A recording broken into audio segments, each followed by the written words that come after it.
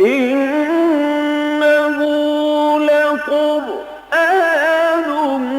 كريم في كتاب مكنون لا يمسه إلا المطهرون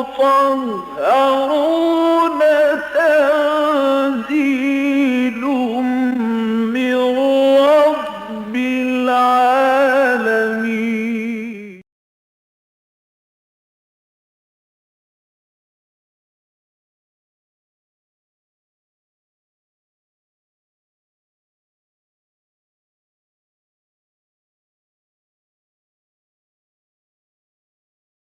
أعوذ بالله من الشيطان الرجيم.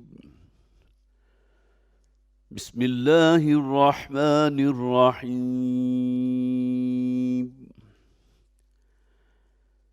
ألم يأتكم نبأ الذين كفروا من قبل فذاقوا وبال أمرهم ولهم عذاب أليم.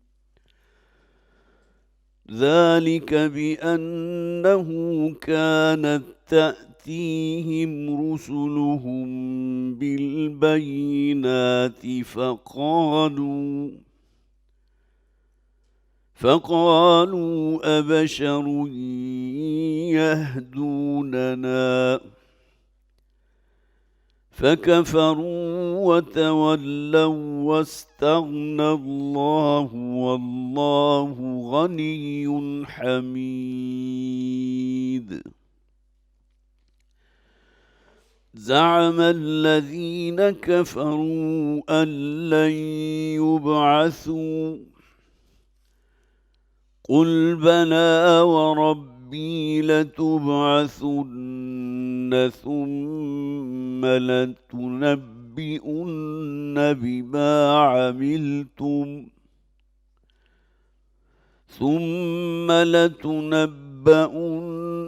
بما عملتم وذلك على الله يسير. فآمنوا بالله ورسوله والنور الذي أنزلنا والله بما تعملون خبير. يوم يجمعكم ليوم الجمع ذلك يوم التغابن ومن يؤمن بالله ويعمل صالحا يكفر عنه سيئاته ويدخله جنات تجري من تحتها الأنهار خالدين فيها أبدا. ذلك الفوز العظيم. والذين كفروا وكذبوا بآياتنا أولئك أصحاب النار خالدين فيها وبئس المصير. صدق الله العظيم. رب اشرح لي صدري ويسر لي أمري واحلل عقدة من لساني يفقه قولي.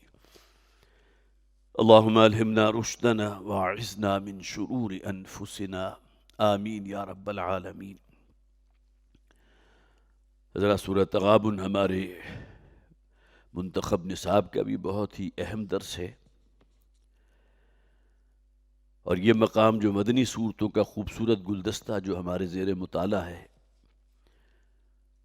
उसमें भी मुसब्बिहात में ये आखिरी सूरत है। मैंने अर्ज़ किया था मुसब्बिहात वो सूरतें हैं कि जिनका आगाज़ अल्लाह की तस्बीह से हो रहा है। सूरह हदीद हमने पढ़ी, सबसे पहली सूरत सब्बह लिल्लाहि मा फिस समावाति वल अर्द। پھر سورہ حشر ہم نے پڑھی، سبح للہ ما فی السماوات و ما فی الارض. پھر سورہ صف پڑھی، سبح للہ ما فی السماوات و ما فی الارض. پھر سورہ جمعہ پڑھی، یسبح للہ ما فی السماوات و ما فی الارض الملک القدوس العزیز الحکیم. اور پانچویں اور آخری سورت مسبحات میں سے یہ سورت تغابن ہے. یہاں بھی یسبح للہ ما فی السماوات و ما فی الارض لہ الملک و لہ الحمد وہو علی کل شیء قدیر. ابتدائی 4 آیات ہم اس سورہ مبارکہ کی پڑھ چکے ہیں، جیسا کہ میں نے عرض کیا تھا پچھلی مرتبہ. اس سورت کا اگر ہم اجمالی تجزیہ کریں، اس لیے کہ اگر کسی بڑی شے کو آپ مختلف سیکشنز میں تبدیل کر دیں تو اس کو سمجھنا بھی آسان ہوتا ہے اور یاد رکھنا بھی آسان ہوتا ہے.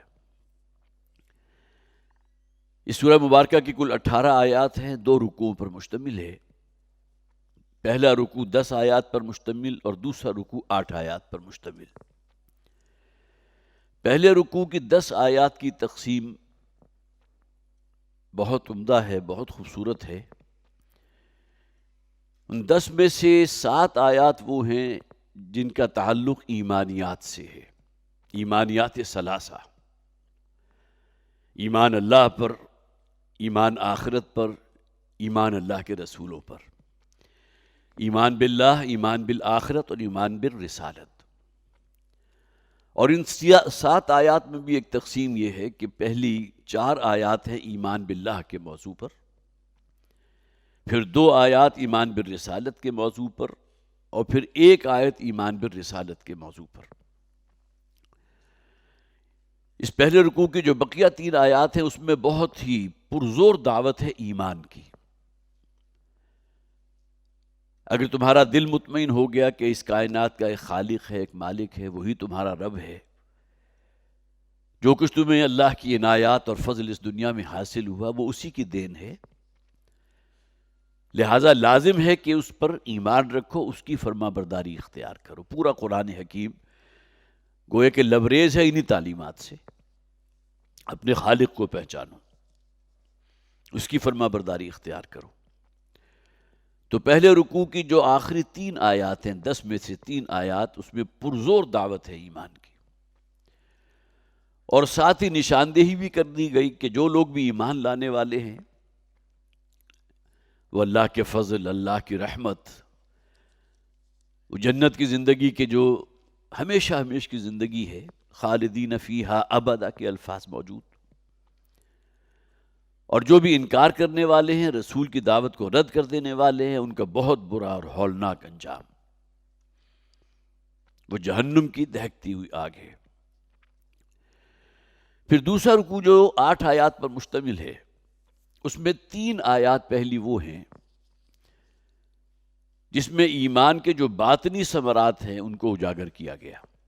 اگر ایمان دل کی گہرائی میں موجود ہے تو کس قسم کی شخصیت وجود میں آنی چاہیے. اور خاص طور پر یہاں اگر آپ اسے ایک موضوع دیں گے تو وہ ہے وَأُفَوِّضُ أَمْرِي إِلَى اللَّهِ، اپنے معاملات کو اللہ کے سپرد کر دینا. محنت کرنا، کوشش کرنا لازم ہے، فرض ہے،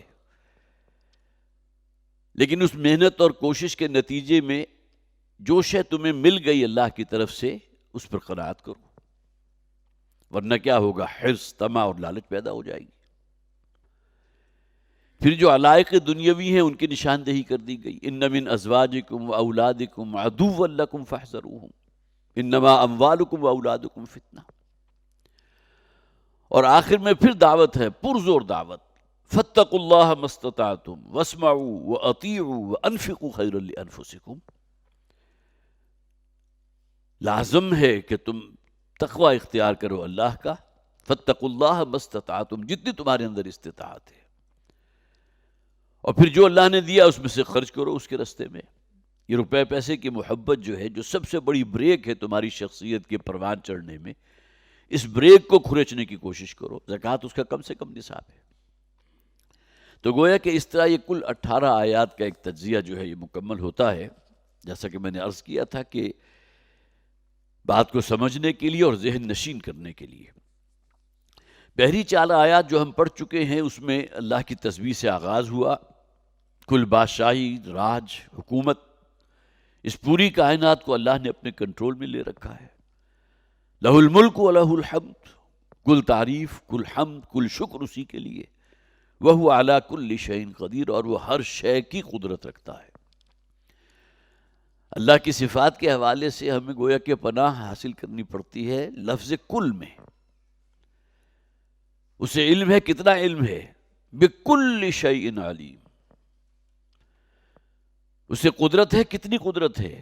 علی کل شیء قدیر. پھر آگے فرمایا هو الذی خلقکم فمنکم کافر ومنکم مؤمن، اسی نے تم سب کو پیدا کیا، لیکن تم میں سے کچھ وہ ہیں کہ جو بدبخت نکلے، جنہوں نے کفر کے رستے کو اختیار کیا، شیطان کے نقش پا کی پیروی کی، اور کچھ وہ بھی ہیں کہ جو مومن ہیں. اور قرآن کا مطالعہ کیجئے تو معلوم ہوگا کہ اس روئے ارضی پر بسنے والوں کی کثیر تعداد اللہ کے نافرمانوں پر ہی مشتمل ہے. وَكَثِيرٌ مِّنْهُمْ فَاسِقُونَ. اور ظاہر ہے اس کے لیے کوئی عقلی یا منطقی دلیل لانے کی ضرورت نہیں ہے. آپ کا مشاہدہ ہے، اپنے علاقے کو دیکھ لیجئے، اپنی بستی کو دیکھ لیجئے، اپنے ملک کو دیکھ لیجئے. پوری دنیا میں جو بھی لوگ ہیں، ان کا جو طرز زندگی ہے، ان کی جو پرائرٹیز ہیں، کیا کوئی نسبت ہے اللہ کے ساتھ، اللہ پر ایمان کے ساتھ، یا اللہ کے ایمان کے تقاضے، اس کی فرما برداری اختیار کرنے کے ساتھ؟ الا ماشاء اللہ. بہت ہی قلیل لوگ ہیں کہ جو اللہ کا حق بندگی ادا کرتے ہیں. واللہ بما تعملون بصیر، اور جو کچھ تم کرتے ہو اللہ تعالیٰ دیکھ رہا ہے. خلق السماوات والارض بالحق، اسی نے پیدا کیا ہے زمین و آسمان کو بالحق. ایک مقصد ہے اللہ کے پیش نظر. تمہاری تخلیق جو ہے صرف ایسا نہیں ہے جیسے جڑی بوٹیاں جو ہے اگ گئیں اور تلف ہو گئیں. اللہ تعالیٰ کی صنائی کا شاہکار ہے انسان. لقد خلقنا الانسان فی احسن تقویم. ہم نے انسان کو پیدا کیا بہترین اعلیٰ ترین تقویم کے اوپر. فَلَقَدْ كَرَّمْنَا بَنِي آدم، بنی آدم کو ہم نے جو فضیلت دی ہے، جو تکریم دی ہے. فرشتوں سے بہتر ہے انسان ہونا، مگر اس میں پڑتی ہے محنت زیادہ. فرشتے چونکہ نورانی الاصل ہیں، ان کا مادہ تخلیق نور ہے، اس کے اندر کوئی گناہ کا مادہ ان کے اندر موجود ہی نہیں اس سرے سے. لا یعصون اللہ ما امرہم. انسانوں کے اندر یہ دونوں چیزیں ہیں، حیوانیت بھی ہے اور ملکیت بھی ہے. تو جملہ مخلوقات میں کلائمیکس کے اوپر، ٹاپ کے اوپر انسان. خلق السماوات والارض بالحق وصورکم فاحسن صورکم والیہ المصیر. اور اس نے تمہاری نقشہ گری کی ہے، اور کیا ہی خوبصورت نقشہ بنایا ہے انسان کا. کیسی کیسی صلاحیتیں اس کے اندر ودیت کی ہیں. آج کے جو میڈیا ہے، الیکٹرانک میڈیا دیکھ لیجئے، یا جو کچھ بھی ہے، اور کہاں کہاں تک عروج آدم خاکی سے انجم سہ میں جاتے ہیں. اس پوری کائنات کو مسخر کرنے کا خبط جو ہے، جو حضرت انسان کے ذہنوں کے اوپر سوار ہے. اب مریخ پہنچ جائیں گے، اس کے بعد آگے کا کہیں ہوگا معاملہ، اگلا سفر درپیش ہوگا. لیکن ابھی جو ہمارا سولر سسٹم ہے اسی سے باہر نہیں نکلے. اور یہ پورا سولر سسٹم اس کائنات کے مقابلے میں کیا ہے؟ نہ ہونے کے برابر. آج سے پہلے جب تک ہمارے پاس بڑی بڑی ٹیلیسکوپس موجود نہیں تھی تو شاید ان باتوں تک ہماری رسائی نہ ہو سکتی ہو. لیکن آج تو ہمیں معلوم ہے نا، گلیکسیز، پھر سپر نوواز، اور گلیکسیز کی وسعت کتنی ہے. ہماری گلیکسی کے جس کے اندر ہم موجود ہیں، ہماری یہ زمین ہے، ایک خاک کے ذرے سے زیادہ نہیں ہے ہماری گلیکسی کے اندر ہماری زمین کا مقام. لیکن اس کی وسعت کتنی ہے؟ ملینز آف لائٹ ایئر کا فاصلہ طے کر لیں تب بھی اس کی وسعت ختم نہیں ہوتی. تو انسان جو نقطہ معراج ہے اللہ کی تخلیق کا، یہ نقشہ گری اس نے کی ہے، یہ صلاحیتیں اس نے پیدا کی ہیں. یعلم ما فی السماوات والارض، وہ جانتا ہے جو کچھ زمین و آسمان میں ہے، ہر شے اس کے علم میں ہے. وَيَعْلَمُ مَا تُسِرُّونَ وَمَا تُعْلِنُونَ، اور وہ خوب جانتا ہے ان چیزوں کو جو تم چھپاتے ہو، جو لوگوں کی نگاہوں سے باہر ہیں. انسان تو بڑا مطمئن ہوتا ہے نا، کوئی آنکھ مجھے نہیں دیکھ رہی. آج تو آپ جگہ جگہ لکھا ہوا دیکھتے ہیں، کیمرے کی آنکھ آپ کو دیکھ رہی ہے. خواہ وہ کیمرہ چلتا ہے یا نہیں چلتا، لیکن ایک کسی درجے میں خوف تو طاری ہو جاتا ہے نا، لہٰذا اس کی سیدھ کے اندر انسان کوئی ایسی ویسی حرکت نہیں کرے گا۔ لیکن ایک آنکھ اللہ کی بھی تو ہے نا، اللہ بصیر بما تعملون، واللہ بما تعملون بصیر، یہ تمام انداز قرآن میں اختیار کیے گئے۔ جو کچھ تمہارا ہر عمل اللہ کی نگاہ میں ہے وہ دیکھ رہا ہے، اس کے علم میں ہے۔ تو جو تم چھپاتے ہو اور جو اعلان کرتے ہو وہ بھی تمہارا رب جانتا ہے۔ واللہ علیم بذات الصدور، اور جو کچھ تمہارے سینوں میں دفن ہو چکا اس سے بھی واقف ہے۔ کتنے ہی راز ہیں جو انسان کے سینے میں مدفون رہ جاتے ہیں، وہ ڈسکلوز کر ہی نہیں پاتا، اسی عالم میں جو ہے اس دنیا سے رخصت ہو جاتا ہے، اللہ کے علم میں ہے۔ جیسا کہ میں نے یہاں چونکہ ہماری پچھلی مرتبہ کا بیان ختم ہوا تھا، لہٰذا اس کا ایک خلاصہ بھی میں نے آپ کے سامنے رکھ دیا، بعض چیزیں جو بیان ہونے سے رہ گئی تھی وہ بھی رکھ دی۔ یہاں خاص طور پر ایک چیز نوٹ کیجئے، ہمارے مفسرین نے یہاں بحث کی ہے ان لوگوں کے حوالے سے کہ جو مجسمے بناتے ہیں یا تصویر کشی کرتے ہیں۔ تو اس کے بارے میں بہت سی، چونکہ ہمارا ایک ماڈرن ایرا ہے اور اس میں اس قسم کی باتوں کو زیادہ توجہ نہیں دی جاتی، یہ تو اصل میں حضور کے زمانے کے کوئی احکامات تھے، جبکہ لوگ جو ہے وہ پتھروں کو تراش کے مورتیاں بنایا کرتے تھے یا تصاویر بنایا کرتے تھے جانداروں کی۔ باقی یہ کہ اس کا تعلق ہمارے دین اسلام کی تعلیمات کے ساتھ ہے یا نہیں، لہٰذا اس کو وہ الگ رکھتے ہیں، الگ چیپٹر ہے۔ لیکن ایک صحیح احادیث موجود ہیں، بخاری اور مسلم دونوں میں موجود، حضرت عمر فاروق رضی اللہ تعالیٰ عنہ راوی ہیں اس حدیث کے۔ وہ فرماتے ہیں کہ اللہ کے رسول صلی اللہ علیہ وسلم نے فرمایا کہ جو شخص بھی کسی جاندار کی تصویر بناتا ہے، دیکھیے تصویر بنانا ایک نسبتاً ہلکا عمل ہے، اور مجسمہ بنانا اس سے بھی اگلے درجے کی سٹیج ہے، اس میں تو کوئی شک نہیں نا۔ مجسمے میں تو آپ نے گویا کہ مٹی کا جو بھی گارا ہے اس کے ذریعے کہ ایک مجسمہ بنایا، اس کی ہر شے بنا دی، اس کی آنکھ بھی نکال دی، اس کے کان بھی نکال دیے، پیر بھی بنا دیے۔ تصویر شاید اس درجے کے اندر جو ہے وہ جسے آپ کہیے مضر نہیں ہے جتنا کہ مجسمہ سازی ہے۔ لہٰذا اس حدیث میں نبی اکرم صلی اللہ علیہ وسلم نے اگرچہ کور کیا ہے صرف تصویر کشی کو اور جاندار تصویر بنانا، لیکن اس کے اندر مجسمہ بنانا بھی شامل ہے۔ تو جو شخص بھی یہ کام کرتا ہے اسے شدید ترین عذاب دیا جائے گا، اور یہ عذاب اس وقت تک جاری رہے گا جب تک کہ وہ اپنی تخلیق کردہ تصویر میں جان پیدا نہ کر دے، جس کا کوئی امکان نہیں۔ بخاری اور مسلم دونوں میں حدیث موجود، حضرت عمر رضی اللہ تعالیٰ عنہ راوی۔ تو یہی سے گویا کہ ہمارے ہاں یہ بات طے ہو گئی کہ جس ضمن میں نبی اکرم صلی اللہ علیہ وسلم کے اتنے شدید الفاظ موجود ہیں، تو اس حوالے سے گویا کہ ہمیں بھی اس پہ سوچنا چاہیے۔ اس زمانے میں تو کیمرہ موجود نہیں تھا، اب آپ کسی درجے میں ایک تعویل کر سکتے ہیں کہ کیمرے کی تصویر جو ہے وہ ایک عکس ہے کہ جو ایک پردے کے اوپر پرنٹ ہو جاتا ہے، جیسے کہ پہلے ہوا کرتا تھا، پھر اس کو پرنٹ کو جو ہے اس ریل کو دھویا جاتا تھا ڈارک کمرے کے اندر، اس کے بعد جو ہے وہ تصویر برآمد ہوتی تھی۔ لیکن اب تو اس کی بھی ضرورت نہیں ہے، اب تو چھوٹی چھوٹی جو ہے وہ چپس ہیں یا کوئی ایسی چیزیں ہیں، یا آپ کا موبائل ہے اس کے اندر جیسی چاہیں آپ تصویر کھینچ لیں۔ لیکن اس کو بھی ایک مستقلاً ایک عادت بنا لینا۔ ایک یہ ہے کہ ضرورت کے تحت ہمارے علماء اگر اجازت دیتے بھی ہیں تو ضرورت کے تحت آپ اپنی تصویر کھنچوا سکتے ہیں، پاسپورٹ پہ ضرورت ہے، شناختی کارڈ پہ ضرورت ہے، کسی اور اعتبار سے تصویر مطلوب ہے، لیکن یہ کہ اس کو باقاعدہ ایک مشغلہ بنا کر اور اس کی بڑی بڑی البمز جو ہیں وہ بنا کر رکھنا اور سجا کر رکھنا اور پھر دوسرے لوگوں کو بھی دکھانا، گھر کی خواتین بھی اس کے اندر موجود ہیں، وہ بھی دوسرے لوگوں کے علم میں آ رہی ہیں، تو ظاہر ہے کہ یہ وہ شے نہیں ہے کہ جو ہمارے دین کی جو اصل تعلیمات ہے اس سے کسی درجے میں بھی لگا کھاتی ہو۔ تو ہمیں اس حوالے سے ذرا سنجیدہ رہنا چاہیے۔ اب آئیے اگلی دو آیات، آیت نمبر 5 اور 6۔ جیسا کہ میں نے آغاز میں عرض کیا تھا کہ ایمان بالرسالت کے حوالے سے یہ دو آیات ہیں، یہ بھی ٹاپ کی آیات میں سے۔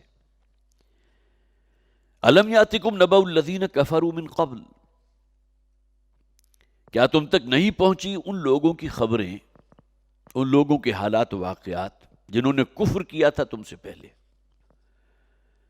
اب مکی صورتوں کا جب آپ جائزہ لیں گے تو معلوم ہوگا کہ کوئی مکی صورت ایسی نہیں ہے الا ماشاء اللہ جس میں پچھلی اقوام کا ذکر موجود نہ ہو کسی نہ کسی انداز میں۔ قوم سمود کا ذکر آپ کو مل جائے گا، قوم عاد کا ذکر آپ کو مل جائے گا، حضرت موسیٰ علیہ السلام آل فرعون کا ذکر آپ کو مل جائے گا، مدائن صالح کا ذکر مل جائے گا، قوم شعیب کا ذکر مل جائے گا، حضرت لوط علیہ السلام جس بستی کی طرف بھیجے گئے تو بدترین قسم کی سیکشول پرورشن میں مبتلا تھی، سوڈومی، اس کا ذکر قرآن میں دسیوں مقامات پر مل جائے گا۔ تو یہ تمام چیزیں جو اللہ تعالیٰ نے نازل کی ہیں اپنے بندے محمد پر صلی اللہ علیہ وسلم، کس لیے؟ ان حالات کو پڑھو، سنو اور ذرا عبرت حاصل کرو۔ تم سے پہلے لوگوں کا انجام ہوا کیا تھا، کس طرح کی ایک چیخ اور چنگھاڑ تھی کہ جو مسلط کی گئی تھی حضرت صالح علیہ السلام کی قوم سمود کے اوپر۔ کیسا زلزلہ اور رجفہ تھا کہ جس سے فلاں قوم کو تباہ و برباد کیا گیا۔ کس طرح آسمان سے پتھروں کی بارش ہوئی تھی اور پوری قوم لوط جو ہے اس کو، جسے آپ کہیے کہ نہ صرف ہلاک کر دیا گیا، بدترین انجام مسخ کر دیا گیا۔ یہ تمام باتیں جو قرآن حکیم میں ہمیں پڑھنے کو ملتی ہیں، سننے کو ملتی ہیں، کس لیے؟ بطور نشان عبرت۔ تو یہاں گویا کہ ایک استفہامی انداز ہے، کیا آپ تک نہیں پہنچی؟ آپ سے مراد وہ جو قوم کے افراد تھے جن کے سامنے محمد صلی اللہ علیہ وسلم اس دین کی دعوت پیش کر رہے تھے۔ الم یاتکم نبأ الذین کفروا من قبل، مسلمانوں سے خطاب ہے نا، مدنی صورت لہٰذا میں نے کہا مسلمانوں سے خطاب ہے، لیکن یہ کہ بہرحال مکی صورتوں کے اندر بھی جہاں جمع کی صیغے سے مخاطب کیا گیا وہاں مکہ کے رہنے والے مخاطب تھے۔ تو کیا تم تک نہیں پہنچی خبریں ان لوگوں کی جو تم سے پہلے ہو گزری، جنہوں نے کفر کیا؟ فذاقوا وبال امرہم، انہوں نے اپنے اعمال، اپنے کرتوتوں کی سزا اسی دنیا میں چکھی۔ وبال کسے کہتے ہیں؟ کسی کے اوپر کسی سزا کو مسلط کر دینا۔ تو جو ان کے کرتوت تھے، جو ان کی سیاہکاریاں تھیں، جس اعتبار سے وہ شرک کے مرتکب ہوئے تھے، لوگوں پر ظلم کیا تھا، بے حیائی کے اندر جو ہے اس کے اندر وہ مبتلا ہوئے تھے، بھرپور سزا اس دنیا میں مل گئی۔ لیکن ہمارا دین ہمیں کیا بتاتا ہے کہ دنیا کی سزا جو ہے وہ گویا کفایت نہیں کرے گی آخرت کی۔ ہر نبی اور رسول نے یہ بتا دیا۔ اس دنیا پر اگر کسی قوم کے اوپر عذاب مسلط کیا گیا، آل فرعون غرق کر دیے گئے، حضرت نوح علیہ السلام اپنی قوم کے درمیان 950 برس تک دعوت و تبلیغ کا کام کرتے رہے، پوری کی پوری قوم ہلاک کر دی گئی، صرف بچائے وہی گئے جو کشتی میں سوار کر دیے گئے تھے۔ تو گویا کہ یہ جو چشم فلک نے جو یہ مناظر دیکھے ہیں، قوموں کی ہلاکت اور تباہی کی بربادی کے مناظر، وہ ان کی اپنی سیاہ کاریوں اور کرتوتوں کا انجام تھا۔ لیکن اس کے معنی یہ نہیں ہے کہ مرنا تو ہر شخص کو ہے۔ ممکن ہے کہ کوئی شخص جو ہے سمندر میں ڈوب رہا اور مچھلیاں اس کا جسم جو ہے نوچ نوچ کر اس کے چیتھڑوں میں تبدیل کر دیں، وہ بھی تو مرا نا۔ کوئی شخص اپنے بستر کے اوپر ہے لیکن مہینوں گزر گئے، لیکن یہ کہ وہ بہرحال اللہ کی طرف سے بھی وقت نہیں آیا۔ اپنے لیے بھی گویا کہ ایک وہ بہت بڑا ایک مسئلہ، اور گھر والوں کے لیے بھی بہت بڑا مسئلہ۔ کتنی مثالیں ہمارے سامنے ہیں۔ تو موت تو آنی ہی آنی ہے۔ ان لوگوں پر موت اس شکل میں آئی کہ اللہ کا عذاب ان کے اوپر آدم کا کوئی چیخ تھی، چنگھاڑ تھی، ختم کر دیے گئے۔ گویا کہ ان کے ناپاک وجود سے اس دھرتی کو صاف اور پاک کر دیا گیا۔ لیکن یہ سزا بھی مکمل نہیں ہے۔ یہ تو دنیا میں موت ہر شخص پر آنی، ان پر بھی آ گئی، اگرچہ بہت ہی ذلت اور نکبت والی اور رسوائی والی موت تھی کہ جو ان کا مقدر بنی، لیکن آخرت کا جو ہے سزا بھی باقی ہے۔ جیسا کہ یہاں فرمایا گیا نا، فذاقوا وبال امرہم، جو کچھ ان کے کرتوت تھے ان کی سزا انہوں نے نقد تو اسی دنیا میں چکھ لی، وَلَهُمْ عَذَابٌ أَلِيمٌ، لیکن ایک بہت ہی دردناک عذاب ہے کہ جو ان کا منتظر ہے۔ اور جیسا کہ میں نے عرض کیا تھا کہ یہ وہ باتیں ہیں جو قرآن حکیم میں مکی صورتوں کے اندر تو آپ کو بکثرت مل جائیں گی. ذالک بأنہ کانت تأتیہم رسلہم بالبینات، انہوں نے جو کفر کیا تھا، رد کیا نبی یا رسول کی دعوت کو، تو کیوں؟ یہ اس لیے کہ ذالک بأنہ کانت تأتیہم رسلہم بالبینات، کہ ان کے پاس آتے تھے نبی اور رسول بڑی واضح نشانیوں کے ساتھ، واضح معجزات کے ساتھ. فقالوا ابشر یہدوننا، تو ان کا کہنا یہ تھا، ان کا اعتراض یہ تھا کہ کیا ایک بشر، ایک شخص، ایک انسان ہمیں ہدایت دے گا؟ گویا کہ ان کے پاس دلیل کیا تھی کہ ہم ہی جیسا انسان جس کا بچپن بھی ہماری نگاہوں کے سامنے ہے، جوانی ہمارے سامنے گزری، ٹھیک ہے، بہت ہی سعادت مند، بہت ہی نیک، شرافت کا جو ہے مجسمہ تھا یہ شخص. جس طرح ہر شخص کی ولادت ہوتی ہے اسی طرح اس کی بھی ولادت ہوئی. اسے بھی تمام احتیاجات لاحق ہیں، جیسا کہ قرآن میں کہا گیا نا. اسی قوم کے لوگوں کا ایک تبصرہ قرآن نے نقل کیا ہے، ما لہذا الرسول یاکل الطعام ویمشی فی الاسواق. یہ کس قسم کے رسول ہیں جو ہمارے سامنے چل پھر بھی رہے ہیں، کھا پی بھی رہے ہیں، اور اس سے آگے بڑھیں گے تو اگلی سٹیج کیا ہے؟ کچھ کھایا پیا ہے تو رفع حاجت بھی تو ہوگی نا، کوئی شخص بھی اس سے تو بچا ہوا نہیں ہے. تو ایسے شخص کو ہم نبی یا رسول ماننے کو تیار نہیں جو ہم ہی میں سے ہو. قرآن میں جگہ جگہ اس بات کو واضح کیا، اللہ تعالیٰ نبی اور رسول بھیجتا ہے اسی قوم کے افراد میں سے. اللہ یصطفی من الملائکۃ رسلا ومن الناس. کسی قوم یا کسی بستی کا جو ایک نیک ترین شخص ہوتا ہے، اللہ تعالیٰ اسے منتخب فرما لیتا ہے، سلیکٹ کر لیتا ہے، چوز کر لیتا ہے نبوت و رسالت کے لیے. سورہ حج کے آخر میں فرمایا گیا. اور یہ چوائس جو ہے صرف انسانوں میں نہیں ہوتی، بلکہ فرشتوں میں بھی اللہ نے ایک تو چن لیا ہے اپنے پیغام کو انبیاء اور رسل تک پہنچانے کے لیے، حضرت جبرائیل علیہ السلام جو فرشتوں کے سردار ہیں. تو اللہ یصطفی من الملائکۃ رسلا ومن الناس، اللہ چنتا ہے، منتخب کرتا ہے، سلیکٹ کر لیتا ہے. تو ان لوگوں کا اعتراض کیا تھا؟ ابشر یہدوننا، کیا ایک انسان ہمیں ہدایت دے گا، ہم جیسا انسان؟ بلکہ اس سے بھی اگر آپ آگے بڑھیں گے تو جس طرح ہماری شادی ہوئی ہے اور ہماری بھی اولاد ہے، اسی طرح کا معاملہ اس شخص کے ساتھ بھی ہے. تو گویا کہ بشریت کے دائرے سے تو کوئی باہر کوئی شے ہوگی تو ہم اسے رسول یا نبی مانیں گے. اپنے جیسے انسان کے بارے میں ہم اس کے لیے تیار نہیں ہے کہ اسے تسلیم کر لیں کہ اللہ کا نبی ہے یا رسول ہے. اور اس موضوع کو قرآن میں بہت سے مقامات پر کھولا گیا.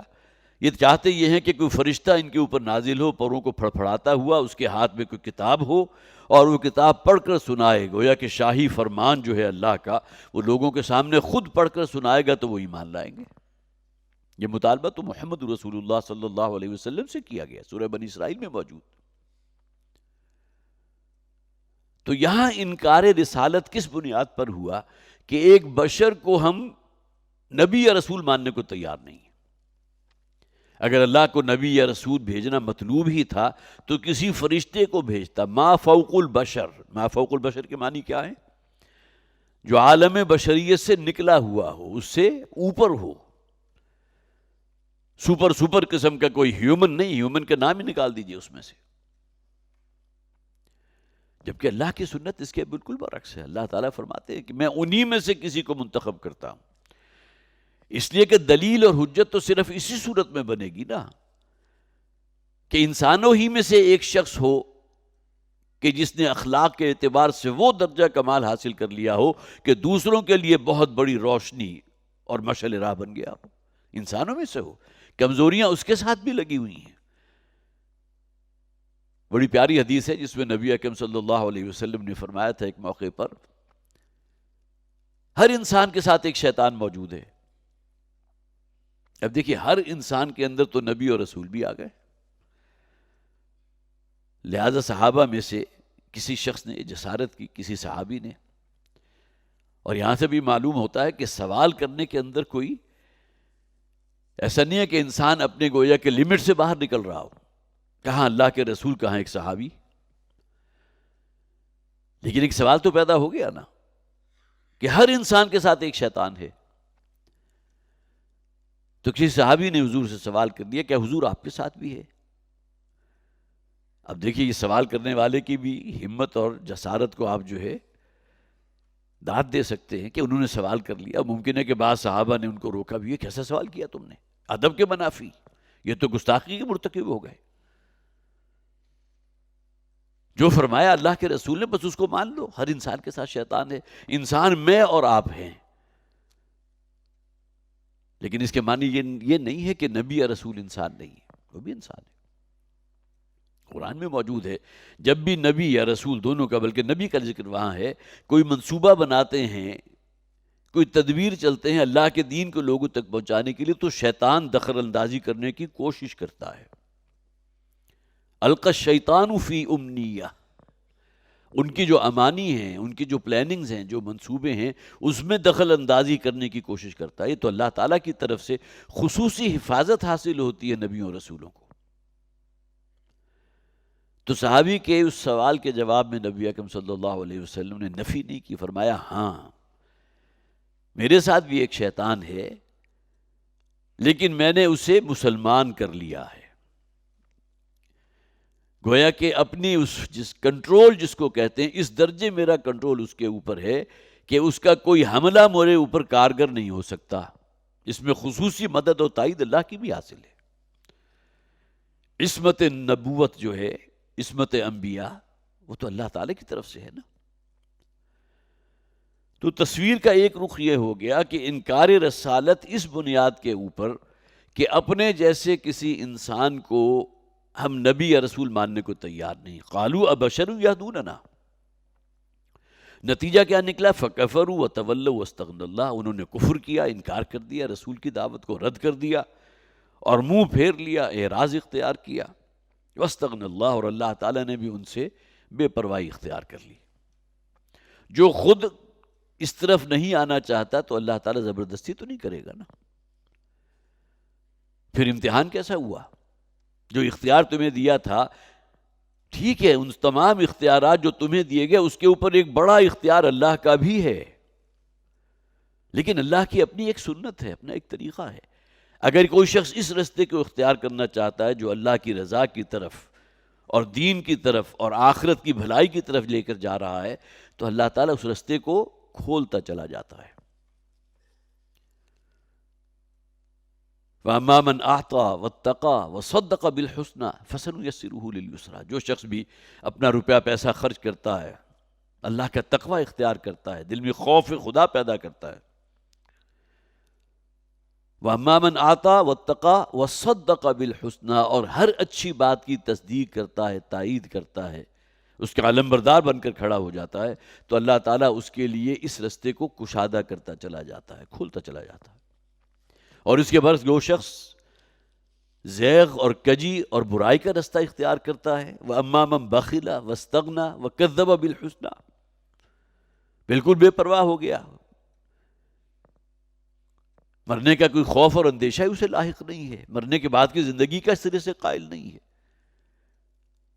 تو اس کا نتیجہ کیا نکلے گا؟ وہ تو پھر شیطان کا اندھا پیروکار بن جائے گا، اسی رستے پر آگے چلے گا. تو اس کے لیے اس رستے کو بھی اللہ تنگ نہیں کرتا، وہ بھی کھول دیتا ہے. اگر ادھر جانا چاہتے ہو تو ٹھیک ہے، دیکھتے ہیں کہاں تک جاتے ہو. تو تصویر کا ایک رخ یہ تھا کہ بشریت کی بنیاد پر رسالت کا انکار ہو گیا. لیکن کچھ لوگ ایسے بھی ہیں جنہوں نے نبی یا رسول کی رسالت یا نبوت کو تو مانا، لیکن پھر اس کی بشریت کے منکر ہو گئے اور انہیں ما فوق البشر کسی شے کے مقام تک پہنچا دیا. حضرت عزیر کون تھے؟ اللہ کے نبی تھے. یہودیوں کے اندر ایک فرقہ موجود تھا جنہوں نے حضرت عزیر رضی اللہ تعالیٰ عنہ کو اللہ کا بیٹا قرار دیا. وقالت الیہود عزیر ابن اللہ، قرآن میں موجود ہے، یہودیوں نے حضرت عزیر کو اللہ کا بیٹا کہا. اور جو نصرانی ہیں، جو عیسائی ہیں، انہوں نے حضرت عیسیٰ علیہ السلام کو اس مسند پر بٹھا دیا، گویا کہ اللہ کے بیٹے ہیں، صلبی بیٹے. تو گویا کہ انہوں نے رسالت اور نبوت کو مانا. ہم مانتے ہیں حضرت عزیر کو اللہ کے نبی ہیں, حضرت مسیح اللہ کے نبی ہیں, لیکن بشریت کے دائرے سے نکال باہر کیا اور الوہیت کے دائرے پر مقام پر پہنچا دیا. اس حوالے سے بھی نوٹ کیجئے, نبی اکرم صلی اللہ علیہ وسلم ظاہر ہے کہ کوئی نسبت و تناسب بقیہ انبیاء اور رسول کی حضور کے ساتھ اس معنی میں نہیں, اگرچہ نبی اکرم صلی اللہ علیہ وسلم کا اپنا یہ قول موجود ہے کہ مجھے یونس ابن متیٰ پر بھی فضیلت نہ دو. حضرت یونس کون تھے؟ اللہ کی اجازت کے آنے سے قبل اپنی قوم کو چھوڑ کر نکل گئے تھے حمیت اور غیرت دینی میں, اور اس کے بعد آپ کو معلوم ہے سورہ یونس کے نام سے پوری سورت قرآن میں موجود. سورہ قلم کے اندر ان کا وہ ذکر بھی موجود ہے کہ انہیں ایک مچھلی نے نگل لیا تھا اور اس کے بعد کتنا عرصہ جو ہے مچھلی کے پیٹ میں رہے, پھر اس نے اگلا. تفصیل موجود, احادیث میں موجود. اس لیے کہ وہ ذرا سی ایک خطا ہو گئی تھی, وہ بھی من جانب دین تھی, من جانب نفس نہیں تھی, کہ اتنے عرصے سے دعوت و تبلیغ کا کام کر رہے ہیں لیکن قوم جو ہے ٹس سے مس ہونے کو تیار نہیں, اسی غیرت دینی کے اندر اپنی قوم کو چھوڑ کر نکل گئے. تو حضور نے تو یہ بھی فرمایا کہ مجھے ان پر بھی جن پر اللہ تعالیٰ کی طرف سے اس دنیا میں بھی ایک درجے کی, جسے آپ کہیے کہ تنبیہ کہ مچھلی کے پیٹ کے اندر ان کو رکھا گیا, مجھے ان پر بھی فضیلت نہ دو. لیکن بہرحال جتنے انبیاء اور رسول ہیں ان پر جو ایمان لائے تھے, ان کی جتنی کچھ بھی محبت ہوگی اس نبی اور رسول کے ساتھ جس قوم میں وہ لوگ موجود تھے, وہ عشر عشیر بھی نہیں بنتی اس محبت کی جو صحابہ کرام کے دلوں میں حضور کے لیے تھی. یہ ایک فیکٹ ہے. اس لیے کہ صحابہ کرام نے تو اپنے جسموں کو ڈھال بنا لیا تھا نبی اکرم صلی اللہ علیہ وسلم کی حفاظت میں. غزوہ احد کے دن کتنے ہی تیر اور کتنی ہی تلواروں کے وار جو ہیں صحابہ نے اپنے جسموں کے اوپر جو ہے وہ جھیلے ہیں حضور کی حفاظت میں. لیکن اس کے باوجود بھی یہ ایک فیکٹ ہے, یہ ایک حقیقت ہے کہ نبی اکرم صلی اللہ علیہ وسلم کو الوہیت میں قرار دے دینا تو بہت دور کی بات ہے, اس کے قریب ترین بھی کوئی آپ کو نظریہ نہیں ملے گا. حضرت عیسیٰ کو اللہ کا بیٹا قرار دیا گیا, حضرت عزیر کو اللہ کا بیٹا قرار دیا گیا. ہاں ایک اعتبار سے یہ معاملہ اگر زیادتی کا ہوا ہے, ظلم کا ہوا ہے, تو حضرت علی رضی اللہ تعالیٰ عنہ کی اپنی زندگی میں انہیں خدا کہنے والے لوگ تھے. ایک حقیقت ہے. لیکن یہ عصمت خصوصی ہے کہ جو نبی اکرم صلی اللہ علیہ وسلم کو حاصل ہے اللہ کی طرف سے, اور اس کی بہت بڑی وجہ یہ ہے کہ قرآن حکیم میں حضور کی بشریت کو بڑا نمایاں کیا گیا. سورہ بنی اسرائیل میں جہاں بہت سے معجزات کا تقاضا کیا گیا قوم کی طرف, تو جواب میں نبی اکرم صلی اللہ علیہ وسلم سے کیا کہلوایا گیا؟ قُلْ هَلْ كُنْتُ إِلَّا بَشَرًا رَسُولًا. یہ اتنے بڑے بڑے معجزات جو تم کہتے ہو کہ میں جب تک نہیں دکھاؤں گا تم لوگ ایمان نہیں لاؤ گے, تو میں نے کب دعویٰ کیا ان باتوں کا کہ میرے پاس کوئی اختیار ہے؟ خدائی اختیارات میرے پاس ہیں کہ تمہارے مطالبے پر یہ بھی کر دو, یہ بھی کر دو. هَلْ كُنْتُ إِلَّا بَشَرًا رَسُولًا, میں تو سوائے ایک انسان کے اور کچھ نہیں. یہ بالکل قرآن حکیم کے وسط میں یہ دو صورتیں ہیں, اور دونوں میں حضور کی بشریت کے بارے میں آیت موجود ہے. جیسے کہ ایک ابھی میں نے آپ کو سنائی کہ میں تو ایک انسان ہوں, انسان سے بڑھ کر کچھ نہیں. لیکن یہ کہ کیا میرے اور آپ جیسے اور دیگر بڑے سے بڑے ولی اللہ کا معاملہ ہو اس جیسے انسان نہیں. بشری تقاضے اور بشری معاملات جو ہیں وہ ہیں. لیکن مولانا محمد سرفراز خان صاحب صفدر جو ہیں ان کا ایک بڑا خوبصورت قول ہے کہ حضور کا معاملہ جو ہے اس اعتبار سے بہت نمایاں ہے کہ آپ بشر بھی ہیں اور نور بھی ہیں. ہر انسان کے اندر بھی بشریت جو ہے موجود ہے, لیکن ملکوتی اور نوری عنصر جسے روح ربانی کے ساتھ جو ہے وہ ایک, جسے آپ کہیے کہ قرآن میں بھی یہ موجود ہے وَخَلَقْتُ وَنَفَخْتُ فِيهِ مِن رُوحِي, کہ ہر انسان میں جو روح موجود ہے جس کے اندر خیر و شر کی تمیز ہے اور اللہ کی معرفت موجود ہے ہر انسان میں. لیکن ہمارا جو حیوانی وجود ہے ہمارے روحانی وجود کے اوپر بری طرح غالب ہے. لیکن اللہ تعالیٰ کے جو انبیاء اور رسول ہوتے ہیں ان کا یہ نورانی وجود جو ہے کوئی نسبت و تناسب ہمارے روحانی یا نورانی وجود سے ہے ہی نہیں. لہٰذا سرفراز خان صاحب رحمۃ اللہ علیہ فرماتے ہیں کہ حضور نور بھی ہیں اور بشر بھی ہیں. جنس اور ذات کے اعتبار سے بشر ہیں، جو بشری تقاضے ہیں، اگرچہ ایک عام بشر سے بہت اونچا معاملہ ہے. نبی اکرم صلی اللہ علیہ وسلم جو ہیں وہ روزے رکھتے تھے اور پے در پے رکھتے تھے. یہ نہیں کہ صرف یہ کہ رات کو جو ہے شام کو افطاری نہیں کی اور رات اسی طرح گزار لی، کئی دن بیت جاتے تھے. اب عام انسان اس کا تصور نہیں کر سکتا، لیکن نبی اکرم صلی اللہ علیہ وسلم کے ساتھ یہ معاملہ ہے. اسی طرح بعض احادیث وہ بھی ہیں کہ نبی کو اللہ تعالیٰ نے وہ بصیرت یا بصارت دی ہوتی ہے کہ وہ اپنے سر کے پیچھے سے بھی دیکھتا ہے. اس کے تصور ہم تو نہیں کر سکتے. تو فرمایا جنس اور ذات کے لحاظ سے بشر ہیں، لیکن صفت ہدایت کے اعتبار سے نور ہیں. گویا کہ یہاں دونوں چیزیں جمع ہو گئیں، بشریت بھی اور نورانیت بھی. تو فقالوا ابشر یہدوننا، تو اس کا ایک تصویر کا رخ میں نے آپ کے سامنے وہ رکھا تھا، اور دوسرا رخ یہ ہے کہ انکار رسالت تو نہیں، مانا ہے اسے رسول، لیکن عالم بشریت سے اوپر کر دیا. اب یہ بشر نہیں ہے، یا تو اللہ کے بیٹے ہیں یا اوتار ہیں.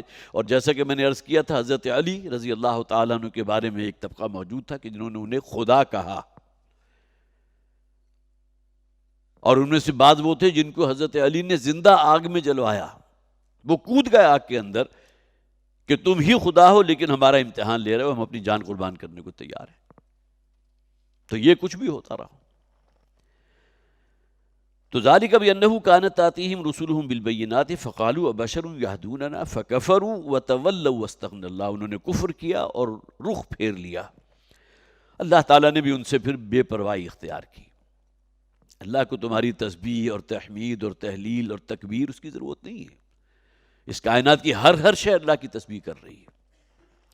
واللہ غنی حمید، اور اللہ تعالیٰ بے پرواہ ہے، بے ایمانہ، کہ اسے کسی کی احتیاج نہیں ہے. نہ وہ تمہاری فرما برداری کا محتاج ہے، نہ تمہاری فرما برداری سے اس کی بادشاہت، اس کے راج یا اس کے اختیار میں کوئی فرق واقع ہوگا، کوئی زیادتی ہوگی، نہ تمہاری نافرمانی اور سرکشی کی وجہ سے کوئی کمی ہوگی. غنی حمید، وہ غنی ہے، اسے کسی کی کوئی احتیاج نہیں. حمید ہے، ستودہ صفات ہے، اس کی حمد ہو رہی ہے. اب ایک آیت جو ہے ایمان بالآخرت کے ضمن میں بہت اہم آیت. زعم الذین کفروا ان لن یبعثوا، زعم ہو گیا ہے، دعویٰ کر رہے ہیں، خام خیالی ہے ان لوگوں کی جنہوں نے کفر کیا، ان لن یبعثوا، کہ انہیں دوبارہ زندہ نہیں کیا جائے گا. ظاہر ہے کہ بہت بڑا سوال ہے نا کہ ہمارے وہ آباء و اجداد جنہیں مرے ہوئے ہزاروں برس ہو گئے، کیا وہ دوبارہ زندہ کر لیے جائیں گے؟ ان کے جو ایٹمز ہیں، جو ان کے نیوٹران، پروٹونز، الیکٹرونز ہیں، وہ بھی کہیں زمین میں رل مل گئے ہیں. ان تمام کو جمع کر کے پھر زندہ انسان برآمد کر لینا کیسے ممکن ہے؟ ہیہات لما توعدون. یہ بات جو محمد کہہ رہے ہیں صلی اللہ علیہ وسلم کہ اللہ تم سب کو دوبارہ زندہ کرے گا، یہ ہونے والی بات نہیں ہے. اسے تو آپ کہیں گے نا کہ آخرت کا چٹا انکار اور یا انکار. تو زعم الذین کفروا ان لن یبعثوا، زعم ہو گیا ان کافروں کو کہ ہمیں دوبارہ نہیں اٹھایا، انہیں اٹھایا نہیں جائے گا. قل، اے نبی کہہ دیجئے، بلا، کیوں نہیں، وربی، اور مجھے اپنے رب کی قسم ہے، لتبعثن، تمہیں لازماً زندہ کیا جائے گا. دیکھیے یہاں جو زور کلام ہے اس کا اندازہ کیجئے، قسم بھی کھائی گئی اور اس کے ساتھ صیغہ وہ استعمال کیا گیا کہ جس میں تاکید کا حد درجے، جسے آپ کہیے کہ مؤکد کلام، لَيُبْعَثُنَّ، لازماً تمہیں دوبارہ زندہ کیا جائے گا. مضارع سے پہلے لام مفتوح اور آخر میں نون مشدد، یہ اگر دو چیزیں جمع ہو جائیں تو اس سے زیادہ تاکید کا اسلوب ممکن نہیں ہے. قُلْ بَلَا وَرَبِّي لَتُبْعَثُنَّ، اے نبی کہہ دیجئے کیوں نہیں، مجھے میرے رب کی قسم، تم لازماً زندہ کیے جاؤ گے. ثُمَّ لَتُنَبَّؤُنَّ بِمَا عَمِلْتُمْ، اور پھر تمہیں جتلا دیا جائے گا تمہارا ہر عمل، جو عمل تم نے دنیا میں کیے تھے وہ تمہارے سامنے رکھ دیے جائیں گے، جتلا دیے جائیں گے. اللہ کے علم میں تو ہے تمہارے اعمال نامے کے اندر بھی مندرج موجود ہے، اور اس کو پھر اعمال نامے کو آویزاں بھی کر دیا جائے گا۔ بڑی سکرین کے اوپر معلوم ہوا کہ پوری زندگی کی جو پکچر، جو ریل ہے، فلم، وہ چلنے لگے گی، معلوم ہو جائے گا کیا کچھ کیا۔ وَذَلِكَ عَلَى اللَّهِ يَسِيرٌ، اور یہ کام اللہ پر بہت آسان ہے، کوئی مشکل نہیں ہے۔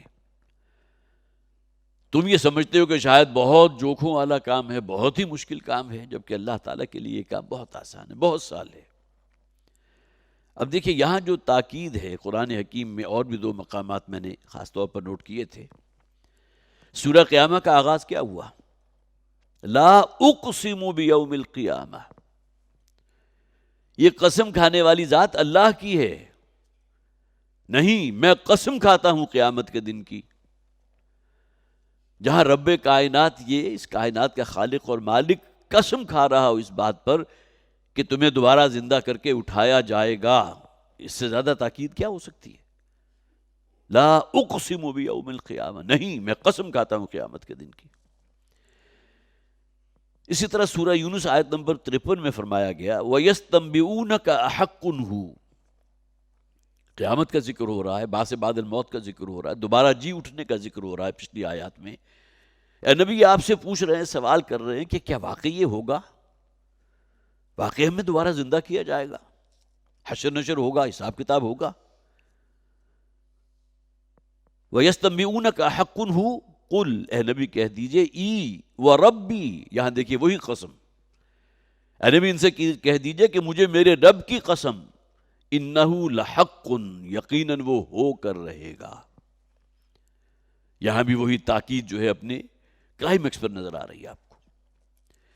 اسی طرح سورہ سبا آیت نمبر 3 ہے وَقَالَ الَّذِينَ كَفَرُوا لَا تَأْتِينَا السَّاعَةُ، یہ کافر اور منکر کہتے ہیں کہ وہ کیسے ہوگی وہ قیامت، پھر دوبارہ سب کو زندہ کیا جانا، یہ تو ہونے والی بات نہیں ہے، یہ الساعہ، یہ قیامت جو ہے یہ نہیں ہوگی۔ قل، اے نبی کہہ دیجئے بلا، کیوں نہیں، وَرَبِّی، اور مجھے میرے رب کی قسم ہے، لَيَأْتِيَنَّكُمْ، وہ لازماً تمہارے اوپر وہ قیامت آ کر رہے گی، تمہیں دوبارہ زندہ کیا جائے گا۔ اور چوتھا مقام جو ہے اسی انداز میں آپ کو یہاں اس سورۃ تغابن میں مل گیا، قل بلا وربی لتبعثن ثم لتنبؤن بما عملتم وذلک علی اللہ یسیر، اے نبی کہہ دیجئے اور مجھے میرے رب کی قسم ہے تمہیں لازماً دوبارہ زندہ کیا جائے گا، اور پھر تمہارے تمام اعمال تمہیں جتلا دیے جائیں گے، وذلک علی اللہ یسیر، اور یہ کام اللہ پر بہت ہی آسان ہے، بہت سہل ہے۔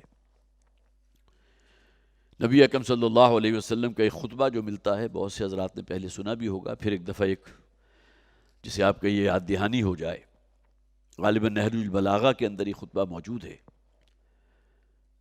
اور یہ حضور کے اولین دور کا ایک خطبہ ہے، بہت ہی مختصر۔ یہ آپ کو معلوم ہے کہ قرآن حکیم میں جب وہ آیہ مبارکہ نازل ہوئی نا، وَأَنذِرْ عَشِيرَتَكَ الْأَقْرَبِينَ، اے نبی صلی اللہ علیہ وسلم اپنے قرابت داروں میں جو قریب ترین کے لوگ ہیں ان کو اب خبردار کیجئے، ڈرائیے، اس دین کی بات ان تک پہنچائیے۔ گھر والوں میں سب سے پہلے تو حضور پر ایمان لانے والی آپ کی زوجہ محترمہ حضرت خدیجہ کبریٰ رضی اللہ تعالیٰ عنہ تھی، اور اس کے بعد آپ مختلف مواقع پر اہتمام کرتے رہے ہیں، اپنے کنبے قبیلے کے لوگوں کو جمع کیا، دین کی بات کی کہ شاید کہ ان میں اگر کوئی خیر ہے تو اللہ تعالیٰ ان میں سے کسی کو توفیق عطا فرما دے۔ تو اسی قسم کا کوئی موقع تھا کہ حضور نے خطبہ ارشاد فرمایا، بہت ہی جامع الفاظ ہیں۔ وہ آغاز ہوتا ہے ان الرائد لا یکذب اہلہ، کسی بھی قافلے کا جو آگے آگے چلنے والا جو پیشوا ہوتا ہے، جو رہنما ہوتا ہے، کبھی اپنے قافلے والوں کو دھوکہ نہیں دیتا۔ اب دیکھیے حضور نے اب جو بات شروع کی ہے، واللہ، خدا کی قسم، لو کذبت الناس جميعا ما کذبتکم، اگر میں تمام انسانوں کو سے جھوٹ بولنا چاہتا تب بھی کبھی تمہارے ساتھ جھوٹ نہ بولتا۔ تم تو میرے اپنے ہو، میرے کتھن کنز ہو، اس لیے کہ حضور کے سامنے جو لوگ بیٹھے ہوئے تھے وہ کون تھے؟ حضور کے اپنے اقربا میں سے تھے نا۔ تمہارے ساتھ یہ معاملہ نہ کرتا، اگر بفرض محال اگر کہیں جھوٹ کا صدور ممکن ہوتا بھی یہ عمل تمہارے ساتھ نہ کرتا۔ وَلَوْ غَرَرْتُ النَّاسَ جَمِيعًا مَا غَرَرْتُكُمْ، اور اگر تمام انسانوں کو بھی کہیں بفرض محال دھوکہ دینا چاہتا تب بھی دھوکہ دہی کا یہ معاملہ تمہارے ساتھ ہرگز نہ کرتا۔